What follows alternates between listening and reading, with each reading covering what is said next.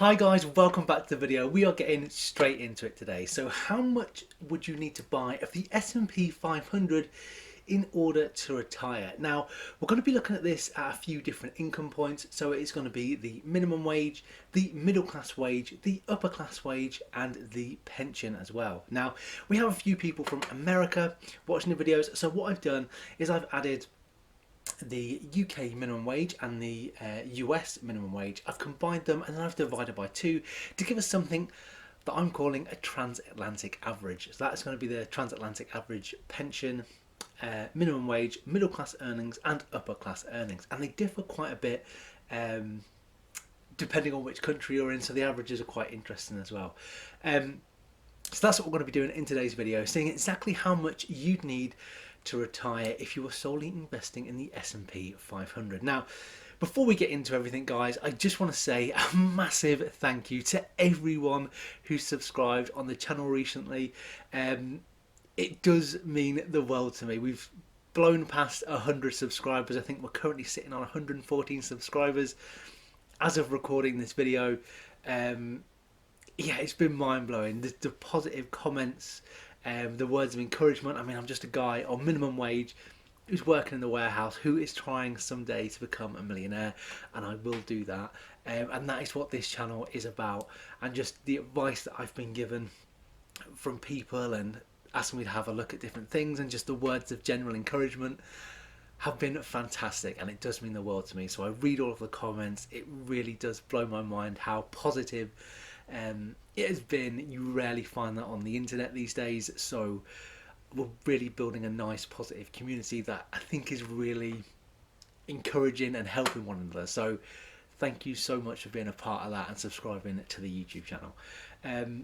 Yeah, it means the world to me, it truly does. So let's move on to the S&P 500. The first thing that we're going to be looking at is the increase that it has had year on year. So over the last 10 years, the S&P 500 has risen in price by an average of 13.3% per year, which is absolutely staggering. However, the average return of the S&P 500 since its inception in 1926 is 9.8%, which is still mind-blowing and a huge data set considering we're going all the way back to 1926. So we're going to be conservative, and we're going to be looking at that number of 9.8. Sorry, did I say 6? 9.8%. Now, what I will say, guys, is don't take what I'm saying as gospel. The S&P 500 can rise and fall. Yeah, do your own due diligence. This video is just for entertainment purposes based on the average that it has achieved year on year since inception. Okay guys, so let's get a number for all of them different targets. So for the pension in the UK is £11,500, and in the US it is $12,396. So the minimum social security benefit in 2024 was $1,033 per month for those with at least 30 years of work, and that's what we're going to be looking at when we're looking at the USA pension, when compared to the UK pension, full state pension of $11,500. So we're going to be adding them together, dividing by 2 to give us our transatlantic pension here of £10,650. Now for the minimum wage, the minimum wage in the UK is £11.44p or $14.47. Now in the US, the minimum wage is $7.25 or £5.73p. However, these industries are heavily based around tipping. For instance, if you're working behind the bar, tips would help tip your wage up or top your wage up, but we're going to assume you have the worst customers in the world and you don't receive a tip. So the average here, the transatlantic average, is £8.58p per hour or $10.86. Now that gives us an annual salary of £16,731 or $21,100. So that is going to be our minimum wage. Now, the middle class wage here in the UK, I think to be around £40,000 or around $50,600. Now, in the US, I think the middle class wage is around $60,000 or around £47,500. Now, that gives us an average here of around £43,750 for our transatlantic middle class wage. And if you guys disagree with any of these numbers here, let me know in the comments and we'll adjust them for the next video. Now, the upper class wage is an interesting one. So what I've used as the upper class wage is the top 5% of earners. So in the UK, to be in the top 5% of earners, you need £82,000 per year or $103,000.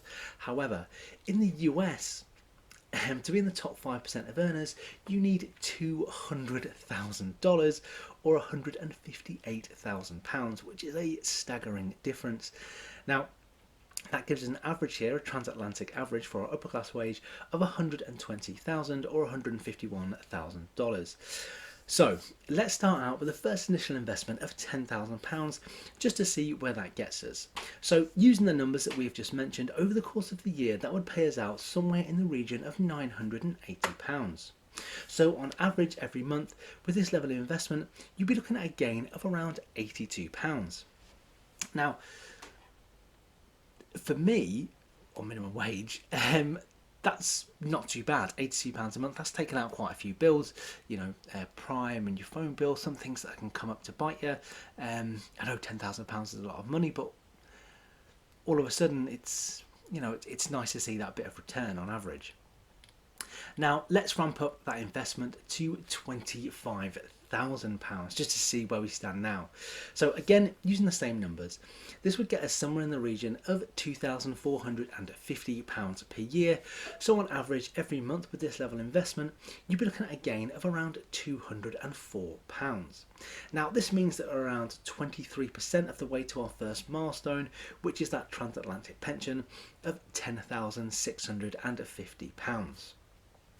Now, okay, so we're going to be stepping it up quite a lot now. So we're going to be looking at an investment here into the S&P 500 of £110,000 just to see where that puts us in relation to all of the targets that we have set. So with an investment of £110,000, we'd be looking at £10,780 per year, which is our first milestone ticked off with that transatlantic pension.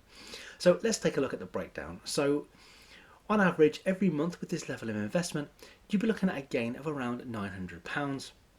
And we're also around 65% of the way to ticking off our transatlantic minimum wage milestone.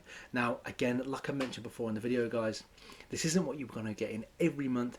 It's just an average of what has happened before. And what's happened before isn't any indication of what's happening in the future. It's just the best that we've got to go on. So, yeah, it's not gospel. It's just the best idea that we have. Now, looking at our next investment, we're going to be stepping up again to 175,000 into the S&P 500 just to see where that leaves us.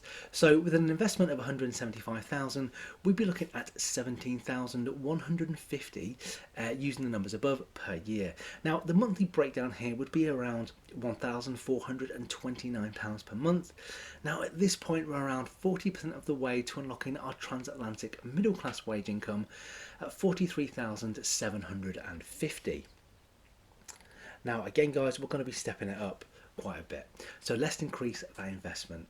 Now this time we'll be looking at an investment of £450,000 to see if we can unlock some of the milestones here. So with an investment of 450,000, using the numbers above, we can expect around 44,100 per year, which would mean around 3,675 gain per month on average. Now this means that we've unlocked the middle class wage badge. Congratulations. Now it also means that we're about 37% of the way to our transatlantic upper class wage. Now let's move on. Now here we're going to be looking at an investment of 1.3 million into the S&P 500, which is an eye-watering amount of money. Now this represents a lifetime of work, for me anyway, on minimum wage, and maybe also some longer days and some weekends in there as well. Now the breakdown of that investment is equally as eye-watering. So with an investment of 1.3 million, you'd be looking at a monthly gain on average of around 10,600. Now giving us just over £127,000 per year and unlocking that upper class wage. So congratulations there guys. Now That is what you'd need on average to retire if you're solely focused on the S&P 500 there. Now, if you guys want to see my first baby steps into the stock market, click this video right here. But apart from that, I'll see you guys again in that one.